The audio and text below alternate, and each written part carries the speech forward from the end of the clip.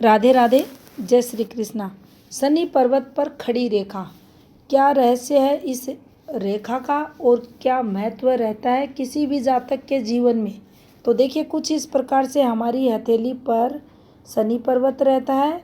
ये यहाँ से यहाँ तक का एरिया ये शनि का है और यहाँ से यहाँ तक का ये एरिया गुरु पर्वत का है। तो देखिए, जब भी आपको यहाँ पर ये मध्य है, यहाँ एक रेखा, बिल्कुल सीधी एक रेखा और लगभग इस लेंथ की मिल जाए, देखना आप जितने भी गवर्नमेंट जॉब में जो लोग रहेंगे उनके हाथ में एक अच्छी लेंथ की रेखा ऐसे मिलेगी। अब यहाँ इस रेखा का मतलब गवर्नमेंट जॉब से कोई लेना देना नहीं है, वो हम सूर्य से देखते हैं सरकारी लाभ को। लेकिन इस रेखा को इसलिए यहाँ आप लोगों को बताया जा रहा है कि जिस जातक की हथेली पर ये रेखा रहेगी उस जातक के जीवन में कंटिन्यू धन का योग ये एक रेखा यहाँ बताएगी।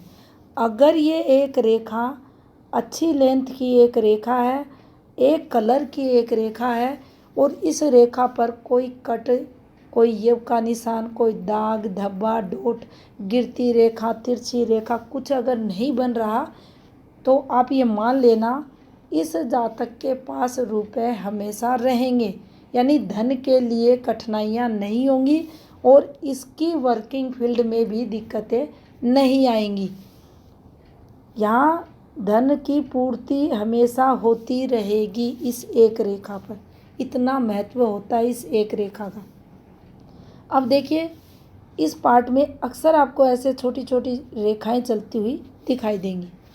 यहाँ से भी चलेंगी ये रेखाएं, ये एफर्ट्स लाइन रहती है, यानी हम अपनी युवा अवस्था में जो एफर्ट्स लगाते हैं बार बार।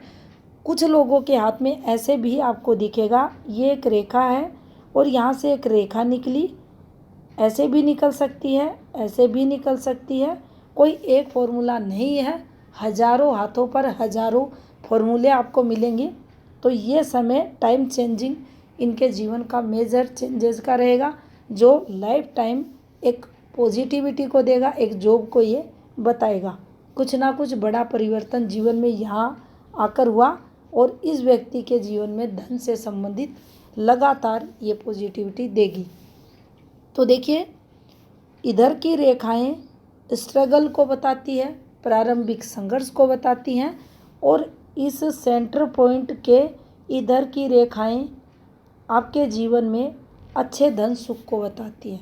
यहाँ जितनी रेखाएं चलती रहेंगी आपको अधिक धन लाभ या बहुत सारा धन लाभ ये रेखाएं करवाएंगी। आपके जीवन में इनकम ऑफ सोर्स बढ़े हुए हैं उनकी तरफ भी संकेत करेंगी और कभी भी ये जातक धन के लिए किसी के सामने हाथ नहीं फैलाता। जब हम अगला वीडियो बनाएंगे उसमें अलग 2-4 ऐसे रेखाएं जो संख्या के आधार पर हम इनके बारे में जानेंगे। आज इस वीडियो में सिर्फ एक रेखा के बारे में ही बात करते हैं। तो देखिए, ये एक रेखा और इस रेखा पर जब ऐसे कोई रेखा आ जाए तो देखिए, इस रेखा को अच्छा नहीं माना जाएगा, ये रेखा नुकसान की मानी जाएगी। आपको काफ़ी तीव्र गति से नुकसान ये रेखा पहुंचाएगी। इस पर कितना नुकसान होगा ये डिपेंड करेगा इस रेखा की लेंथ पर।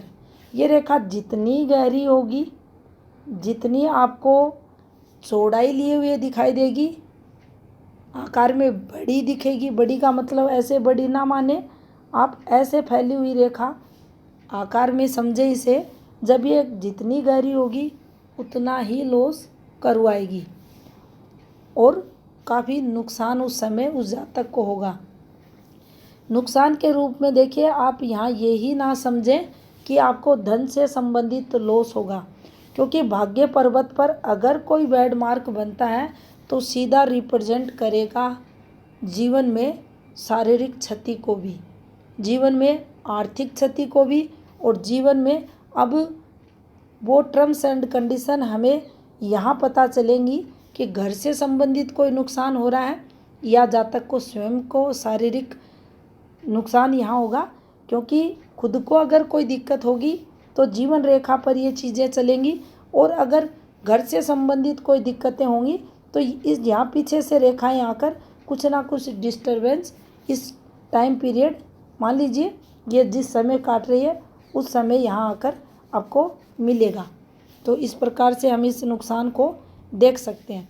इसके अलावा एक रेखा पर ही ऐसे रेखा बनकर आपको नुकसान पहुंचा सकती है, इस रेखा को भी अच्छा नहीं माना जाता।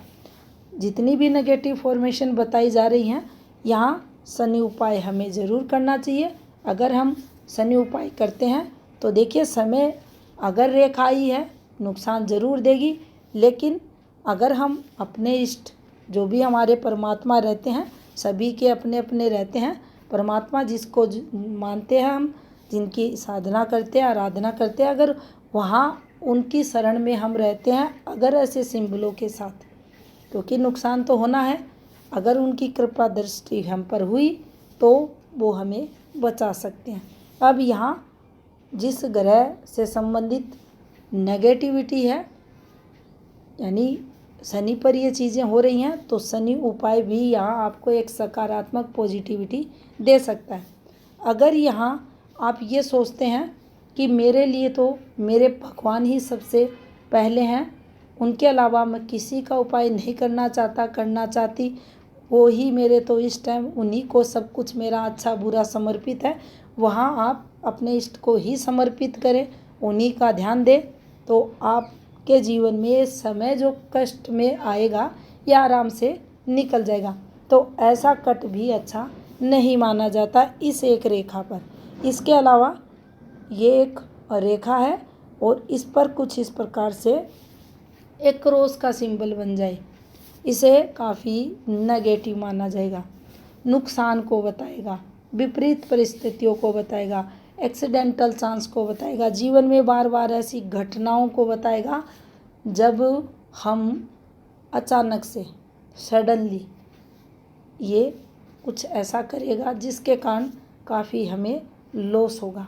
तो यहाँ ये भी अच्छा नहीं माना जाता, और अगर यहाँ ऐसे स्टार बनता है तो यह भी अच्छा नहीं माना जाता। और ये समय जो आपको दिख रहा है, यहाँ तक तो दिक्कतें काफ़ी बड़ी हुई आपको मिलेंगी। तो यहाँ स्टार भी अच्छा नहीं होता, थोड़ा सा धन को लेकर पॉजिटिविटी देगा इस समय के बाद, लेकिन ये यहाँ अच्छा नहीं होता। शुरुआती संघर्ष काफ़ी बड़ा हुआ इस स्टार पर देखा जाएगा। इसके अलावा अगर जो स्थायी रेखा है, इस रेखा के अंत में ऐसे रेखा आ जाए तो देखिए, ये रेखा तो बिल्कुल भी अच्छी नहीं होती। इसे संघर्ष के लिए देखा जाएगा, नुकसान के लिए देखा जाएगा, भाग्य कमज़ोर करने के लिए देखा जाएगा। तो ऐसी रेखा भी है तो हमें उपाय और सावधानी पूर्वक समय निकालना चाहिए। इसी रेखा के अंत में एक येव का निशान बन जाए तो ये सिंबल भी काफ़ी नेगेटिव है, धन को लेकर काफ़ी संघर्ष करवाता है। और किसी भी रेखा के अंत में मान लीजिए कोई सिंबल यहाँ बनता है तो भी ठीक ठाक है, यहाँ बनता है तो भी ठीक ठाक क्यों कहा गया है? क्योंकि चलो आधी लाइफ ख़राब की, आधी तो अच्छी बचेगी, और यहाँ आने का मतलब सत्यानाश इस सिंबल ने यहाँ आकर कर दिया, लाइफ टाइम ये नुकसान देगा। वैसे ही इसके अंत पर ऐसी रेखाएं नहीं होनी चाहिए। अगर ऐसे सिंबल आते हैं, रेखाएं बनती हैं, तो काफ़ी नेगेटिविटी ये देंगे, नुकसान को ये बताएंगे। तो भाग्य पर्वत पर कभी भी स्थायी रेखा पर दाग, धब्बा, तिल का निशान, क्रॉस का सिंबल, स्टार, यव वगैरह नहीं आने चाहिए। अगर आते हैं तो हमें शनि उपाय ज़रूर करना चाहिए, अपने इष्ट की शरण में ज़रूर जाना चाहिए, ताकि जो विपरीत परिस्थितियाँ आएंगी उनसे हम बच सकें। अगर जानकारी आपको अच्छी लगी है तो वीडियो को लाइक कमेंट करें। धन्यवाद।